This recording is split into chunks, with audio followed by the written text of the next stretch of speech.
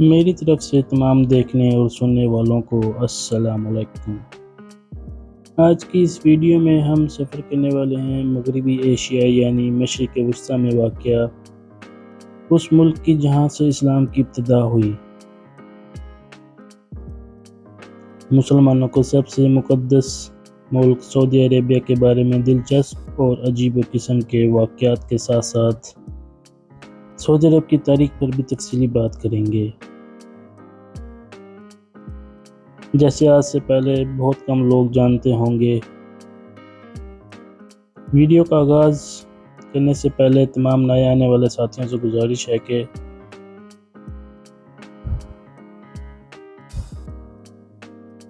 YouTube پر موجود ہمارا channel travel with Shahid Baloch subscribe کرتے ہوئے ساتھ موجود گھنٹی کی علامت کو بھی دبا دیں تاکہ ہر نئی آنے والی ویڈیو آپ تک بآسانی پہنچ سکے۔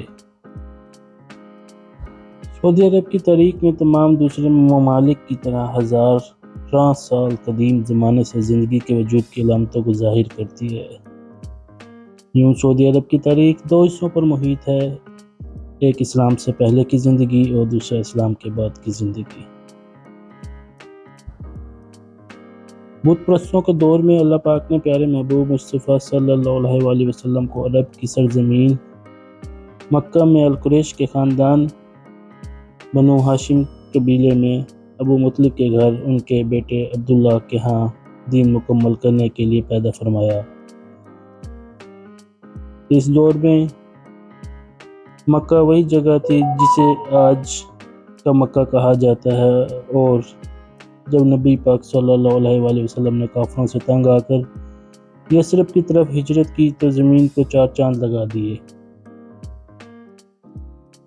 یثرب وہی جگہ تھی جسے آج مدینہ کہا جاتا ہے، اور نجد وہی جگہ تھی جسے آج ریاض کے نام سے جانا جاتا ہے۔ مکہ اور مدینہ جس سرزمین پر تھے اس سرزمین کو حجاز کہا جاتا تھا۔ نبی پاک صلی اللہ علیہ وسلم نے جب صحابہ کرام کے ہمراہ مکہ فتح کیا تو اس سرزمین پر پہلی اسلامی سلطنت کی بنیاد رکھی۔ آپ صلی اللہ علیہ وسلم کے وصال کے بعد 632 عیسوی سے لے کر 661 عیسوی تک کے دور کو خلافت راشدہ کہا جاتا ہے۔ یہ مسلمانوں کی وہ سلطنت تھی جس میں مسلمانوں نے اسلام کو ایران، عراق، مصر، فلسطین اور شام تک پھیلا دیا تھا۔ یہ دور اس لحاظ سے بھی نمایاں مقام رکھتا ہے کیونکہ یہ قرآن و سنت کی بنیاد پر قائم نظام حکومت تھا۔ خلافت راشدہ کے بعد خلافت امویہ کا قیام عمل میں آیا۔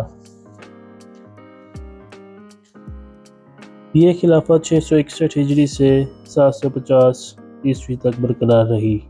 قریش کے خاندانوں میں بنو ہاشم کے بعد بنو امیہ ہی ایک ممتاز اور دولت مند قبیلہ سمجھا جاتا تھا، جنہوں نے خلافت راشدہ کے بعد تقریباً ایک صدی حکومت کی۔ مسلمانوں کے اس دور میں اسلام کی جڑیں چین سے اسپین تک پھیل چکی تھیں۔ یہ مسلمانوں کا وہی دور تھا جس نے سانحہ کربلا جیسے عظیم سانحے کو جنم دیا تھا۔ اگر آپ سوچتے ہیں کہ ہم آج کے دور میں ووٹ دے کر حکمرانوں کو منتخب کرتے آ رہے ہیں تو یہ آپ کی بھول ہے۔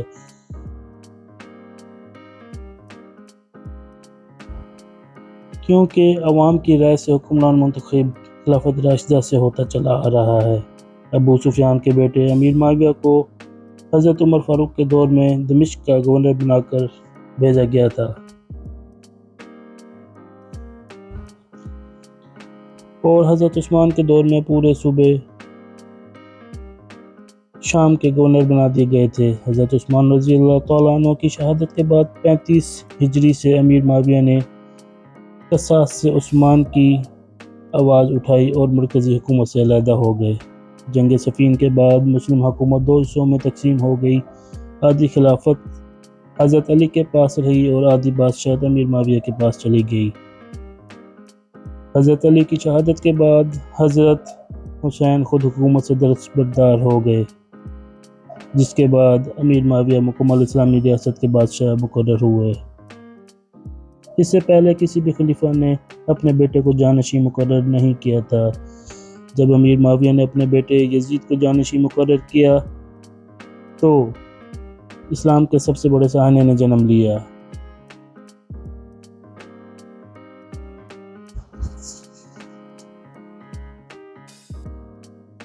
میں نے اس اسلامی موضوع پر زیادہ بات اس لیے بھی نہیں کی کہ مجھ سے بات کرتے ہوئے غلطی سرزد نہ ہو جائے۔ خلافت راشدہ کے بعد مسلمانوں کی سب سے بڑی سلطنت خلافت عباسیہ کہلاتی ہے، جو 750 عیسوی سے 1258 عیسوی تک برقرار رہی۔ اس دور میں اسلام نے بہت ترقی کی۔ دنیا بھر کے کونے کونے تک اسلام پھیل رہا تھا کہ اسلامی سلطنت کا بھی خاتمہ ہو گیا۔ اس سلطنت کے نامور رہنماؤں میں خلیفہ ہارون الرشید اور ان کے بیٹے مامون الرشید کا نام نمایاں ملتا ہے۔ تاریخ کا یہ دور مذہبی اور تمدنی اعتبار سے بہت اہمیت کا حامل تھا۔ خلافت عباسیہ کے دور میں ہی سلطنت فاطمیہ کا آغاز ہو چکا تھا اور انہی کے دور میں اس کا انجام بھی ہو گیا تھا۔ ویسے خلافت راشدہ کا اختتام 1258 عیسوی میں ہوا تھا، مگر حجاز میں 967 عیسوی کو ہی ختم ہو کر وہاں سلطنت فاطمیہ کی بنیاد رکھ دی گئی تھی، جو 1094 عیسوی تک برقرار رہی۔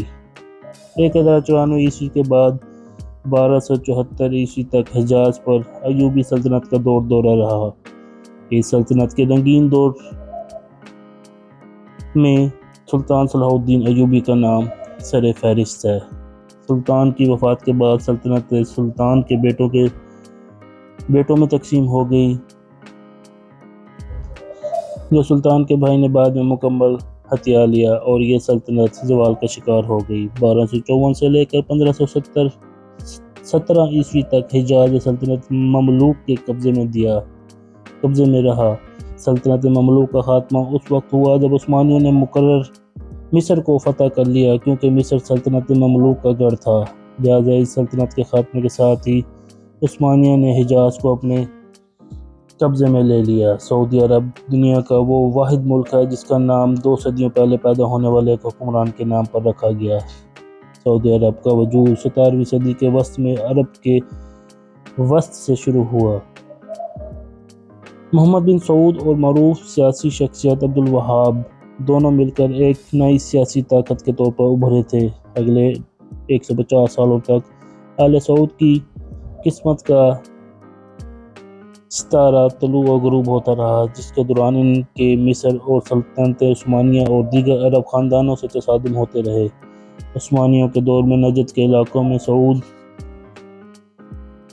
خاندان کا کنٹرول ہو چکا تھا۔ تاریخ نے سعود کو ایک ڈاکو اور بدماش کے طور پر دنیا کے اس خاندان کے طور پر متعارف کروایا تھا، جبکہ عبدالوہاب کی ہی بدولت وہابی فرقہ، جسے آج سلفی کہا جاتا ہے، وجود میں آیا تھا۔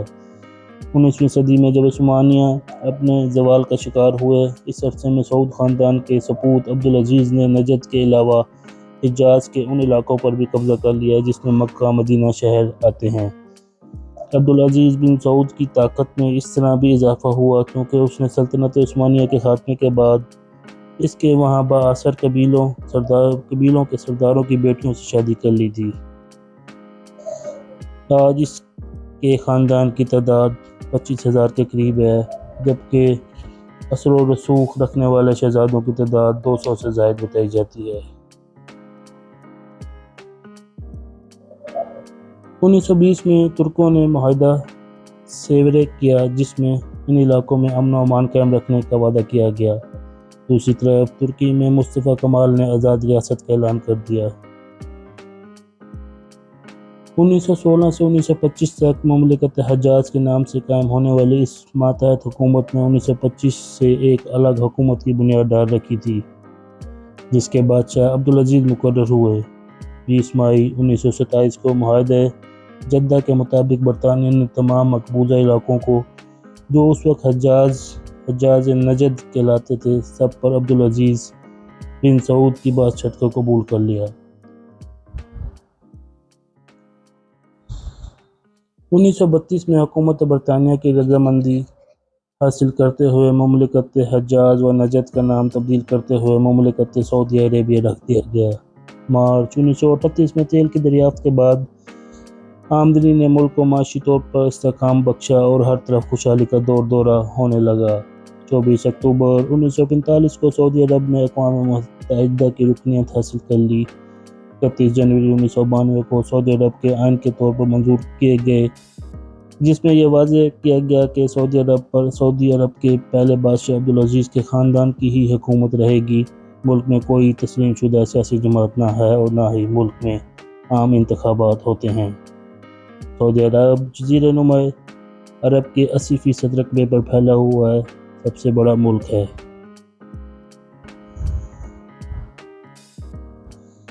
ملک کا درست رقبہ آج تک معلوم نہ ہو سکا۔ سعودی حکومت کے اندازے کے مطابق ملک کا 22,17,949 مربع کلومیٹر رقبہ ہے، جبکہ دیگر اندازوں کے مطابق ملک کا رقبہ 19,60,582 مربع کلومیٹر ہے۔ بہرحال دونوں صورتوں میں سعودی عرب دنیا بھر میں رقبے کے لحاظ سے 12ویں نمبر پر شمار ہوتا ہے۔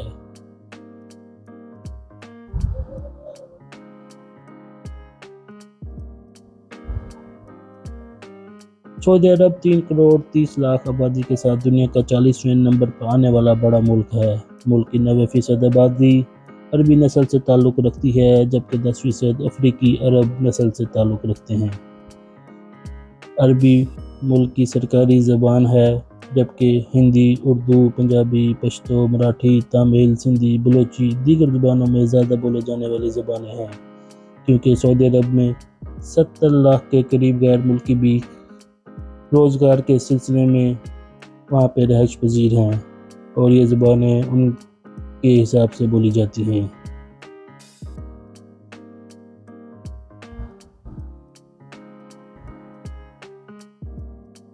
انگریزی کو دوسری زبان کے طور پر بھی استعمال کیا جاتا ہے۔ ملک کو انتظامی لحاظ سے 13 حصوں یعنی 13 صوبوں میں تقسیم کیا گیا ہے۔ سعودی عرب کی کرنسی سعودی ریال کہا جاتا ہے، جو کہ ایک ریال پاکستانی تقریباً 82 روپے کے برابر ہے۔ سعودی عرب کا کالنگ کوڈ +966 ہے۔ سعودی عرب کا ڈومین نام .sa ہے۔ سعودی عرب وقت کے لحاظ سے پاکستان سے 2 گھنٹے پیچھے ہے۔ سعودی عرب کا موسم گرم اور خشک ہوتا ہے۔ گرمیوں میں اوسط درجہ حرارت 27 ڈگری سیلسیس سے 43 ڈگری سیلسیس، جبکہ سردیوں میں 8 ڈگری سیلسیس سے 20 ڈگری سیلسیس تک پہنچ جاتا ہے۔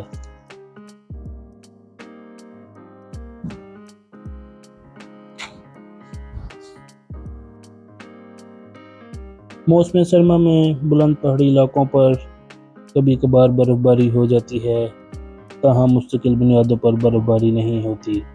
بارشیں بھی بہت کم تعداد میں ہوتی ہیں۔ جب کبھی کبھار وادیوں میں بارشیں ہوتی ہیں تو زیادہ بارشوں کی وجہ سے سیلاب آ جاتے ہیں۔ سعودی حکومت کے بعد صرف اسلامی تعلیمات پر ہی توجہ دی جاتی تھی، جبکہ 1954 میں وزارت تعلیم کے شعبہ عمل میں آیا اور 1957 کو پہلی شاہ سعود یونیورسٹی ریاض میں قائم کی گئی، اور اب سعودی عرب میں طالب علموں کو تعلیم، صحت اور کتب جیسی سہولیات مفت فراہم کی جاتی ہیں۔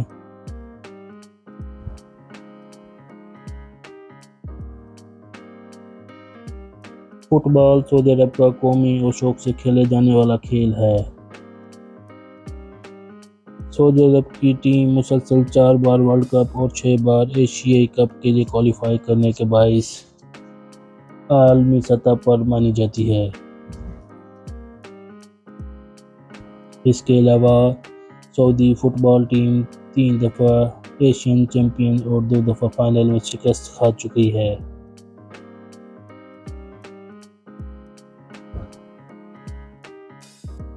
فٹ بال کے علاوہ باسکٹ بال، والی بال، اونٹ ریس اور گھوڑ ریس شوق سے کھیلے جانے والے اور دیکھے جانے والے کھیل ہیں۔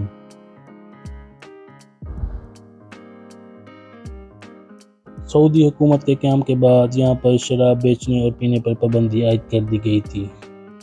مکہ کے لوگ جہاں تک دیکھا جا سکتا ہے سخت مزاج ہیں، اس کے مقابلے میں مدینہ منورہ کے لوگ نرم مزاج ہوتے ہیں۔ جہاں تک کھانے کی بات کی جائے، سعودی عرب میں بہت سی مشہور جگہیں موجود ہیں جہاں کا کھانا بہت اچھا ہے۔ لیکن میری نظر میں سب سے اچھا کھانا وہاں پہ موجود البیک، جو کہ ایک سعودی برانڈ ہے، ان کا کھانا انتہائی لذیذ اور دل فریب ہے۔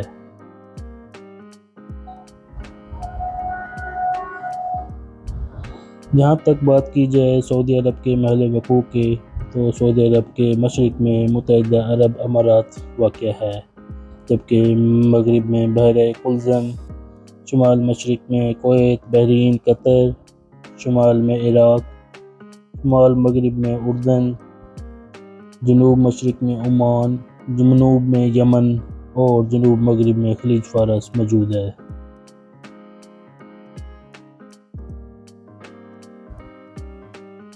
سعودی عرب بغیر دریا کے دنیا کا سب سے بڑا ملک ہے۔ سعودی عرب میں موجود ریاض کیمل مارکیٹ، جو کہ دنیا میں اونٹوں کی سب سے بڑی مارکیٹ ہے، سعودی عرب میں واقع ہے۔ یہاں پر ہر روز 100 سے زیادہ اونٹ بیچے اور خریدے جاتے ہیں۔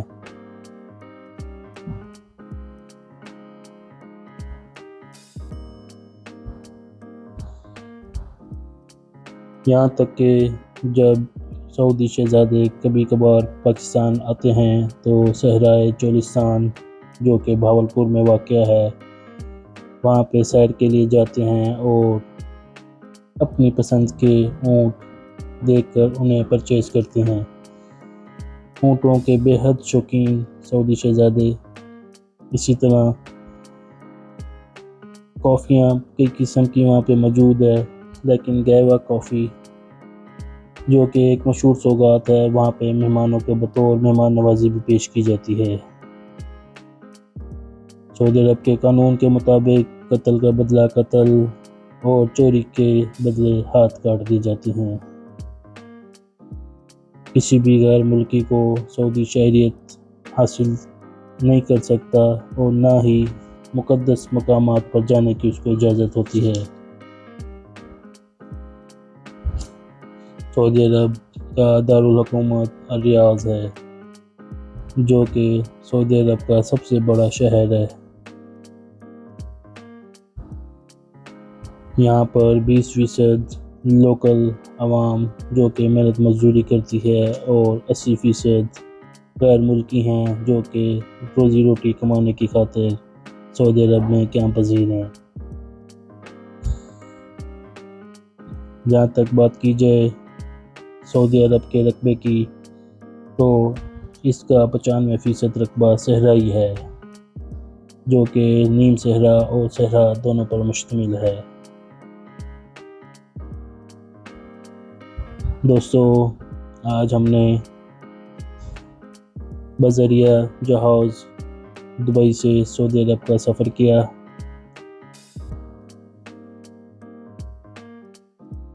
جو کہ بہت ہی خوش آئند رہا۔ امید کرتے ہیں آپ لوگ جب کبھی سعودی عرب جائیں تو سب سے پہلے وہاں پہنچ کر عمرہ ادا کریں، اللہ کے گھر حاضری لگوائیں اور اس کے بعد سعودی عرب کے بارے میں جاننے کے لیے شہروں کا وزٹ کریں، تاکہ آپ ایک اسلامی ریاست کی ہسٹری اور ادھر موجود حالات و واقعات دیکھ سکیں، تاکہ آپ اپنے آنے والی نسلوں کو اس بارے میں بہتر طریقے سے سمجھا سکیں۔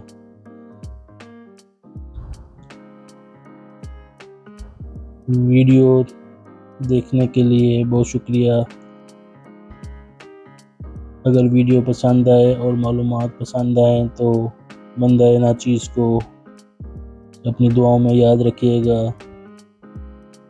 چینل کو لائک کر دیجیے گا، سبسکرائب کر دیجیے گا اور شیئر کر دیجیے گا۔ اپنا اس پن کے ساتھ اجازت دیجیے گا، اپنا اور اپنے ارد گرد کا بہت خیال رکھیں گے۔